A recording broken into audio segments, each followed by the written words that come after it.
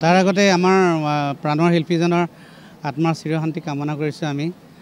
হয়, আমি আচলতে ইমান ৰাইজ হৈছে আচৰিত খাবলগীয়া হৈছে। আমি যেন এজন পুণ্য আত্মাৰ লগত আছিলোঁ, তেখেতৰ সান্নিধ্য পাইছিলোঁ বা অসমৰ ৰাইজে পাইছিলে, আমি পাইছিলোঁ। কিন্তু সেইজনৰ কেনেকৈ ঢুকাল ৰহস্যময় হৈ আছে এতিয়া কথাটো। আৰু যিকেইজনক ধৰিছে আমি ভাবোঁ মানে উচিত শাস্তি দিয়ক, যদিহে তেওঁলোক দোষী নিৰপেক্ষভাৱে বিচাৰ কৰক, তাৰে আশা কৰি মানে। তাৰ আগতে আমাৰ প্ৰাণৰ শিল্পীজনৰ আত্মাৰ চিৰশান্তি কামনা কৰিছোঁ আমি।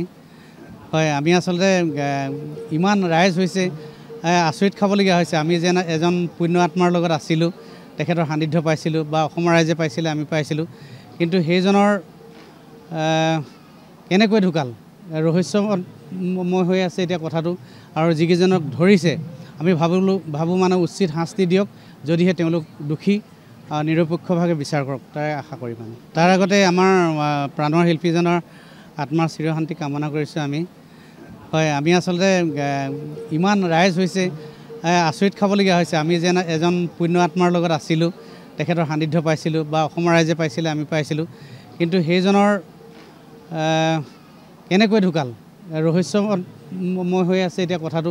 আৰু যিকেইজনক ধৰিছে আমি ভাবোঁ মানে উচিত শাস্তি দিয়ক, যদিহে তেওঁলোক দোষী নিৰপেক্ষভাৱে বিচাৰ কৰক, তাৰে আশা কৰি মানে। তাৰ আগতে আমাৰ প্ৰাণৰ শিল্পীজনৰ আত্মাৰ চিৰশান্তি কামনা কৰিছোঁ আমি। হয়, আমি আচলতে ইমান ৰাইজ হৈছে আচৰিত খাবলগীয়া হৈছে। আমি যেন এজন পুণ্য আত্মাৰ লগত আছিলোঁ, তেখেতৰ সান্নিধ্য পাইছিলোঁ বা অসমৰ ৰাইজে পাইছিলে, আমি পাইছিলোঁ। কিন্তু সেইজনৰ কেনেকৈ ঢুকাল ৰহস্যময় হৈ আছে এতিয়া কথাটো। আৰু যিকেইজনক ধৰিছে আমি ভাবোঁ মানে উচিত শাস্তি দিয়ক, যদিহে তেওঁলোক দোষী নিৰপেক্ষভাৱে বিচাৰ কৰক, তাৰে আশা কৰি মানে। তাৰ আগতে আমাৰ প্ৰাণৰ শিল্পীজনৰ আত্মাৰ চিৰশান্তি কামনা কৰিছোঁ আমি।